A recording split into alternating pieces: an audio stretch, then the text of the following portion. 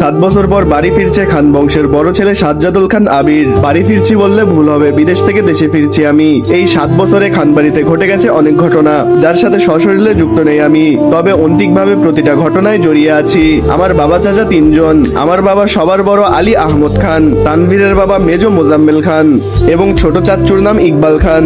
আমি আমার বাবা মায়ের একমাত্র ছেলে। মেজো চাচা মানে মোজাম্মেল খানের এক ছেলে এক মেয়ে। ছেলের নাম তানভীর খান, মেয়ের নাম মাহাদি খান মেঘ। ছোট চাচার এক মেয়ে এবং এক ছেলে, মিম আর আদি। এখনো তারা এলাকার যৌথ পরিবারগুলোর মধ্যে শ্রেষ্ঠ। বাড়ির সকলের প্রাণ যেন এক সুতায় বাঁধা। 5 ভাই বোনের মধ্যে আমি সকলের চোখের মনি। আমার জন্মের পর আমার বাবা মা দ্বিতীয় সন্তান নেওয়ার চিন্তা করেননি।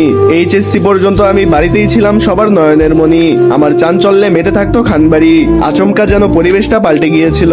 18 বছর বয়সে হঠাৎ করে স্কলারশিপে বিদেশে পড়তে যাওয়ার কারণে বাড়ির সকলের সাথে শারীরিকভাবে যেমন দূরত্ব বেড়েছিল, তেমনি বেড়েছিল মানসিক দূরত্ব।